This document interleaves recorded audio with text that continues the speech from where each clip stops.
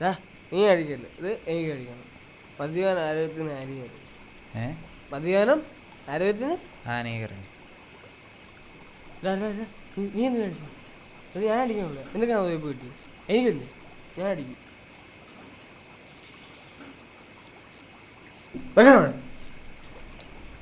ഒഴി ഒഴി ഒഴിയാ. ഒഴി. എടാ എടാ പെതുക്കെ അടിയടാ.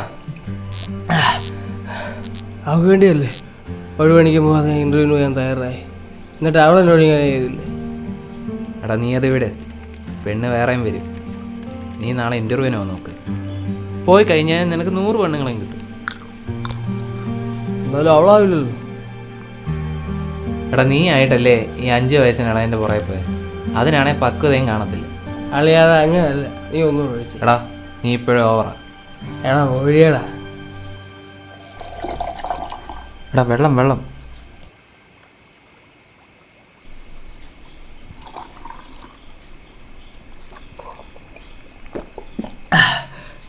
എടാ എന്നാ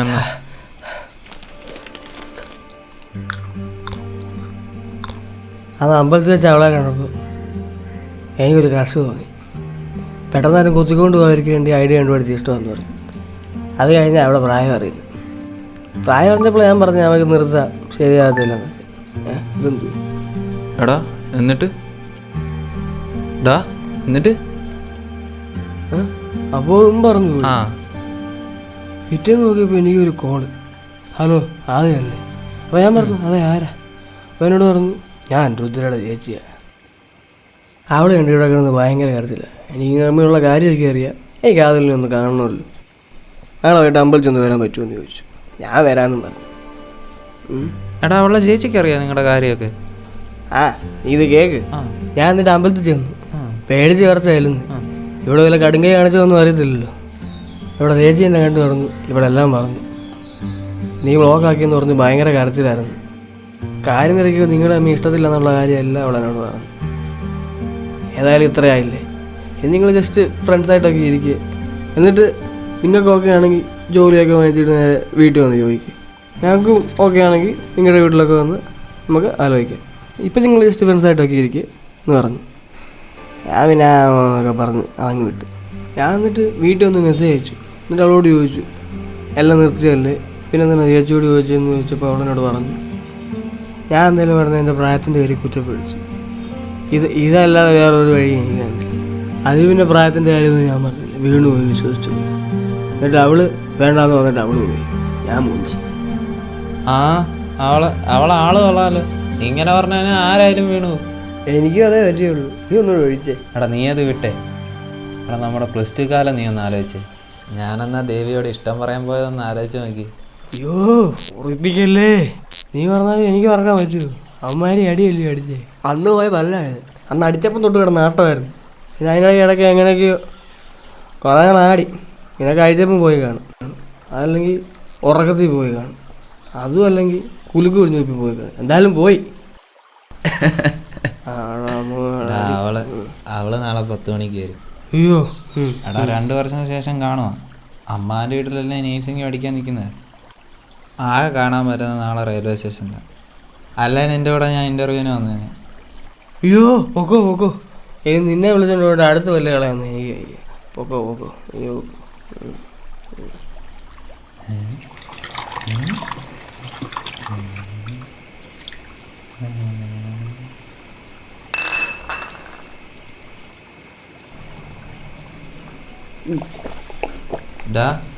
നീ നാളെ എപ്പോഴാ പോകുന്നത്? ഞാനൊന്നും പോകുന്നില്ല. എല്ലാം വേണ്ടിയായിരുന്നു. എടാ പുല്ലേ, നാളെ നീ മര്യാദയ്ക്ക് വെക്കണം. ഏതെങ്കിലും പാവം പിടിച്ചവന് കിട്ടാനുള്ള ജോലിയായിരുന്നു. സമയം 2 മണിയായി. പോവാ. എവിടെ? വീട്ടില്. എന്നാ എൻ്റെ ഹെൽമെറ്റ് ഇരിക്കുക. ഞാൻ അരവിന്ദിനോട് ചോദിച്ചാ, അവൻ തരാമെന്നും പറഞ്ഞു. പിന്നെ ഞാൻ അവളെ ആലോചിച്ച് പോകുന്നില്ലെന്ന് വെച്ചാൽ ഇനിയിപ്പോൾ രാത്രി എങ്ങനെ നിന്റെ ഹെൽമെറ്റ് പോവാം. എടാ നാളെ എനിക്ക് അവിടെ പോകണ്ടേ? എവിടെ? അവളെ കാണാൻ പോകണ്ടേ? അല്ല നീ എന്തിനാ ബൈക്കിൽ പോന്നേ? നിനക്ക് ട്രെയിനിൽ പോയപ്പോരെ? ഓ രാവിലെ തെള്ളു കൊണ്ടുപോകണം. കോളേജുള്ള ജോലിക്ക് പോകുന്നവരാണ് എനിക്കങ്ങ് പോയി. അല്ല നീ വിശേഷില്ല പോകുന്നു ചെങ്ങന്നൂരാണോ? അതെ. എന്നാൽ പിന്നെ എനിക്ക് അമ്പത്തിൻ്റെ എല്ലാം പോയി പോയി. അവിടെ ആകുമ്പോൾ 7 ക്യാമറയൊന്നും ഇല്ല.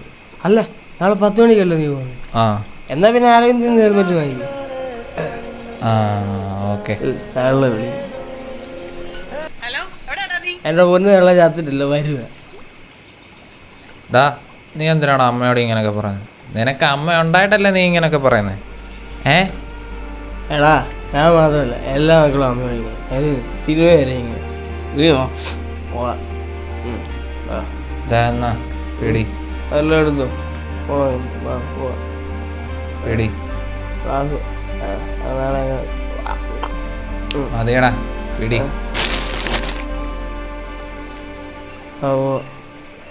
ആടാ വിടും ഇവിടോ? വരൂ.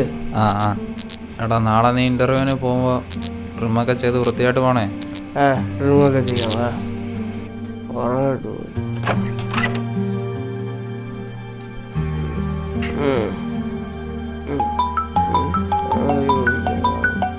ഹലോ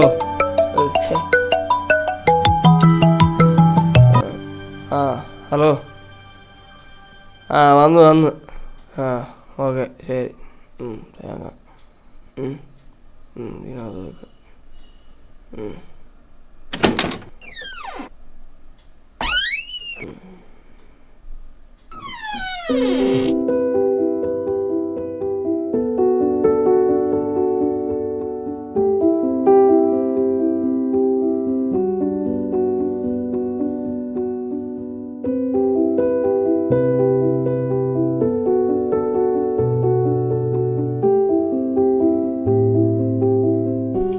കഴിക്കാനൊന്നും വേണ്ടേ?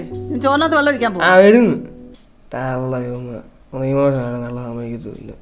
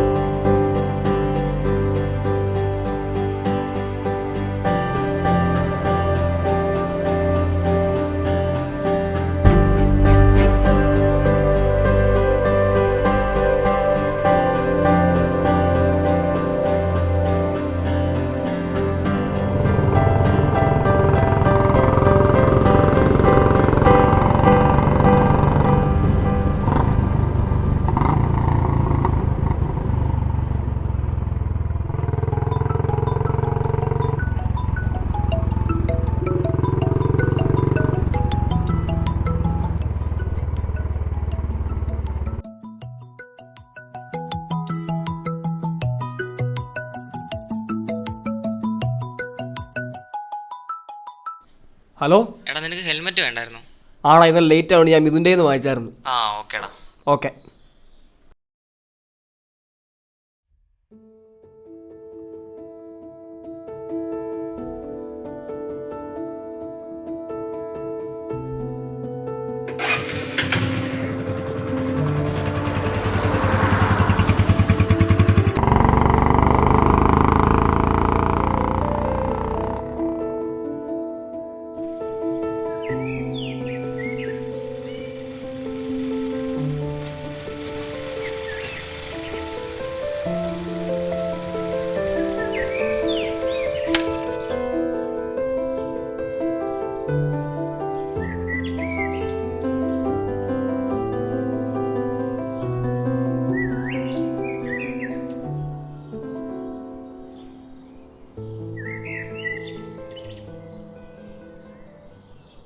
ഹലോ എടാ ഞാൻ നിൻ്റെ വീണ്ടും വിളി വന്നു.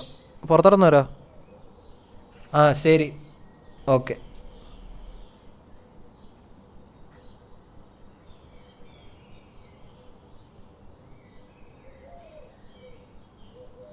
ആടാ എവിടെ പോവാ? എടാ ചെങ്ങന്നൂർ വരെ ഒന്ന് പോകാനായിരുന്നു. നിൻ്റെ ഹെൽമെറ്റ് ഉണ്ടോ? അയ്യോ എടാ അതെന്നോട് ഇന്നലെ ആദിൽ ചോദിച്ചായിരുന്നു. പിന്നെ ഇന്ന് രാവിലെ വിളിച്ചപ്പോൾ നീ കൊടുത്തെന്ന് പറഞ്ഞു. പിന്നെ ഞാൻ നമ്മുടെ അമലിന് കൊടുത്തു വിട്ടു. കുഴപ്പമില്ലടാ, ജസ്റ്റ് ഞാൻ ചോദിച്ചതേ ഉള്ളൂ. ശരിടാ എന്നാ.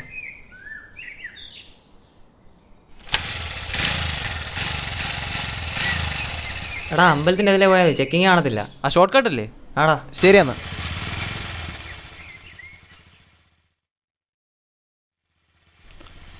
ഹലോ ഹലോ, എടാ ഞാനിവിടെ എത്തി. നീ എവിടാ? ആ ശരി ശരി, നീ വെളിയിലോട്ട് ഇറങ്ങിയോ? Okay. Train number 1026 Ernakulam Madgaon superfast express രണ്ടാമത്തെ പ്ലാറ്റ്ഫോമിൽ നിൽക്കുന്നു.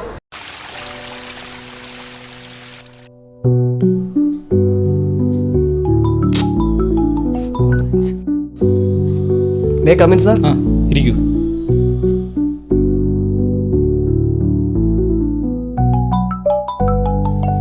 Sorry sir. അത്യാവശ്യമായി എടുത്തോളൂ. കുഴപ്പമില്ല സാർ. ആ ഓക്കെ.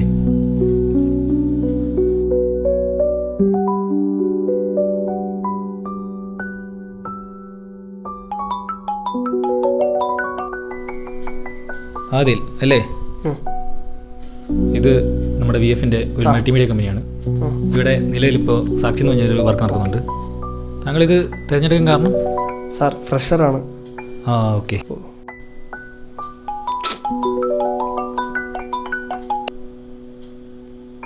നമ്മളിത് സെലക്ട് ആക്കി കഴിഞ്ഞിട്ട് കോൺടാക്ട് ചെയ്യാം. ഓക്കെ. Okay okay sir.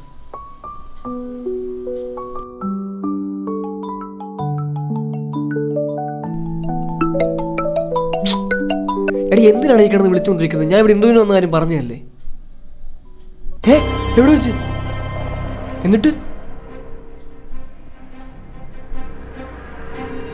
ഞാൻ ദേ വരുക.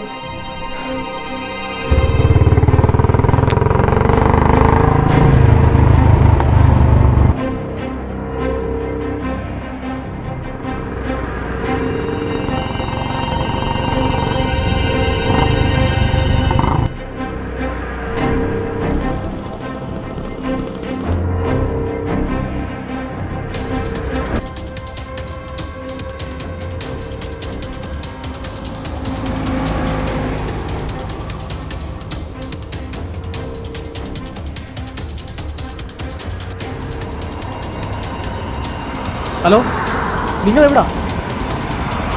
ഞാൻ എൻ്റെ ഇവിടെ വന്നു.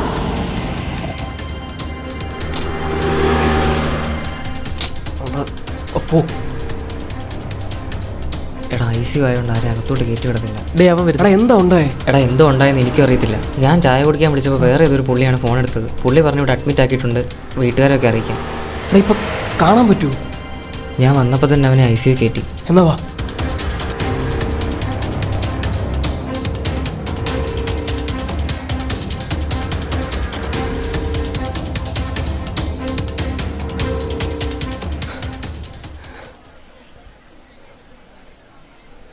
എടാ എന്താ ഉണ്ടായേ? എടാ അത് കഴിഞ്ഞ് ഞാൻ ഇവന്മാരെ വിളിച്ചു. ഇവിടെ വന്നപ്പോഴാണ് കുറച്ച് സീരിയസ് ആണെന്ന് മനസ്സിലായത്. അത് അകത്തോട്ടാരും കയറ്റി വിടാത്തെ. ഇതുവരെ ബോധം തെളിഞ്ഞിട്ടില്ല, തലയടിച്ചാണ് വീണത്. ആക്സിഡൻറ്റ് കണ്ട പുള്ളിയെ പോലീസ് കൊണ്ടുപോയേക്കോ. ഞങ്ങൾ കാര്യങ്ങൾ ചോദിച്ചറിയുന്നതിന് മുന്നേ പുള്ളിയെ കൊണ്ടുപോയി. ഇപ്പോൾ കൊണ്ടുവരുമായിരിക്കും, അറിയില്ല.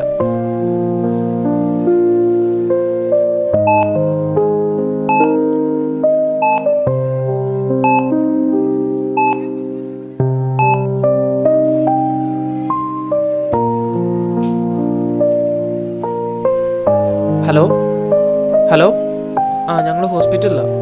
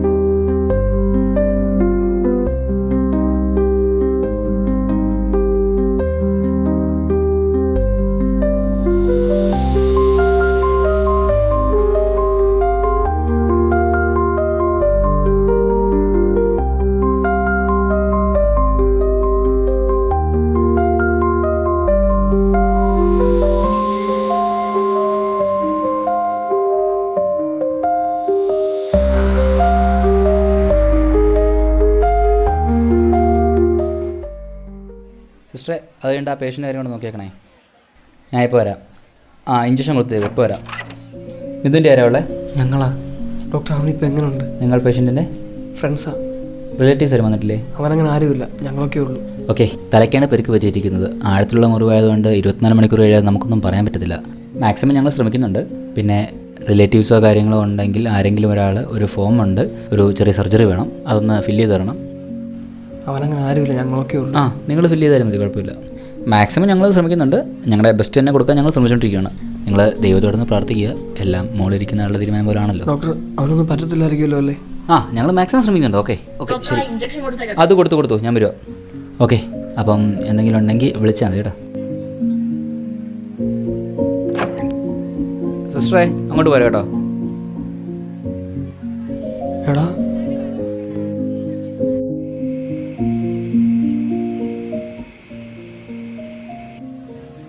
എടാ ഇയാളെ ആക്സിഡൻറ്റ് കണ്ടത്. ചേട്ടാ എന്താ ഉണ്ടായി? ചേട്ടാ സംഭവം എന്ന് വെച്ചാൽ ഞാനവിടെ ഫോണും വിളിച്ചുകൊണ്ട് നിൽക്കുമായിരുന്നു. അപ്പം പെട്ടെന്നൊരു സൗണ്ട് കേട്ട് തിരിഞ്ഞു നോക്കിയപ്പം അങ്ങനൊന്നുമില്ല. പിന്നെ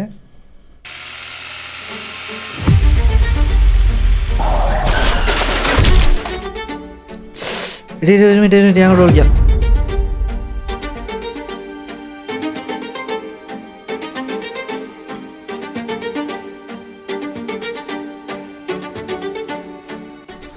തലയാട്ടാ അടിച്ചത്. തല നല്ല പരിക്കുണ്ട്. ഒരു ഹെൽമെറ്റ് ഉണ്ടായിരുന്നെങ്കിൽ ഒന്നും പറ്റത്തില്ലായിരുന്നു. അതാ എൻ്റെ ഹെൽമെറ്റ് ഇരിക്കുകയാണ്. ഈ എതിരെ വന്ന വണ്ടി ഏതാണെന്നല്ലോ? ഇല്ലാട്ടാ, അതൊന്നും ഞാൻ കണ്ടില്ല. ഞാൻ സൗണ്ട് കേട്ട് തിരിഞ്ഞു നോക്കി. എന്നപ്പോഴത്തേക്ക് ആ വണ്ടി അവിടെ നിന്ന് പോയി.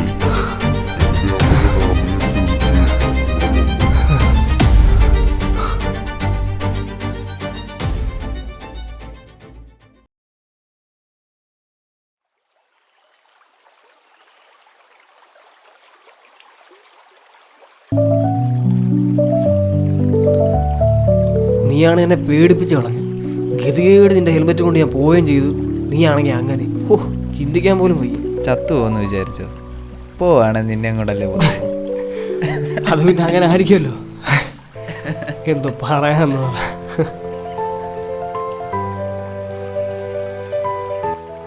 എടാ ഇവന് ഇത് എത്ര നാളായി ഇങ്ങനെ? അവനൊന്നും ശരിക്കും കരയാൻ കൂടെ പറ്റിയിട്ടില്ല. എന്തോ ചെയ്യാനാടാ, മിഥുൻ പോയ കാര്യം അവൻ ഇതുവരെ അറിഞ്ഞിട്ടില്ല. അവൻ്റെ മൈൻഡിൽ ഇപ്പോഴും മിഥുനുണ്ട്. ഒരു കണക്കിന് നോക്കിയാൽ സത്യം അവൻ തന്നെ മനസ്സിലാക്കുന്ന നല്ലത്. മിഥുനില്ലാത്ത ലോകത്ത് അവൻ ജീവിക്കുന്നതെന്നറിഞ്ഞാൽ ചിലപ്പോൾ അവൻ ഇതിലും വലുത് വല്ലതും സംഭവിക്കും. ചില സൗഹൃദങ്ങൾ അങ്ങനെയാടാ, അതിന് മരണമില്ല.